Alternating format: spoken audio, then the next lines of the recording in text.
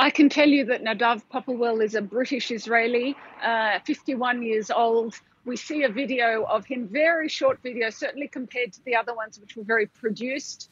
This is about 15 seconds of him saying his name and age. And then there's a question mark, and Hamas asks what happens next, almost as if we're watching a Netflix series or something.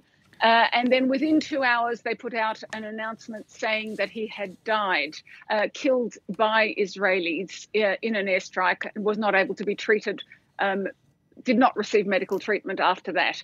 In the video, he has a wound on his face, like a black eye on the right-hand side, but we don't know when that was filmed. And we haven't seen, there has been a second video released just within the last 5 minutes, but there's no evidence that he has died. We don't see a corpse, which unfortunately I have seen in previous hostage videos.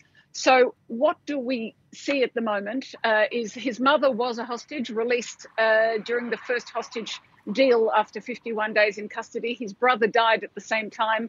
The family of the Forum of Hostages Families has said that every video like this is a cry from the heart of that individual who's been filmed in these circumstances.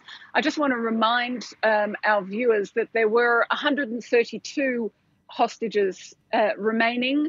Israel now says it believes 38 of those are no longer alive. That means around 95 remain alive, presumably, or no evidence that they are not alive. And the Hostages Families Forum is calling for an immediate ceasefire to just get those people out, a hostage deal, a ceasefire to release those people while they still have time. But of course, as we've been reporting, there is, in fact, a military expansion from Israel in the Gaza Strip. There's this news, as you just said, comes as Israel expanded its evacuation orders in Gaza. What's the latest that we're hearing from Israel about that military operation?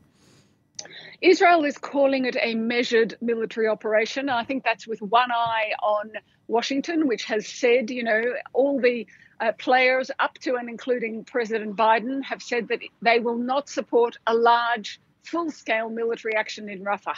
So Israel says it's measured. However, there have been leaflets dropped to tell people to leave. That's Palestinians in Rafah. And we are now being told that on Monday there were 80,000 Palestinians who were displaced. They've gone to what Israel calls a safe area. UNRWA, the UN refugee agency, says there's no safe areas in the Gaza Strip. Today it's 300,000 there. Plus we're seeing a resumption of fighting in the north and Palestinian civilians being displaced from there as well. And that fighting is taking place in areas that Hamas has returned to. And there's a lot of quite bitter comment I'm hearing in the Israeli media, criticism of the government for its handling of this war, because there's been no plan for the day after. And so Hamas has been able to return to these areas in the north of the Gaza Strip. So say the critics of the government, because Israeli troops are now being redeployed there a second time.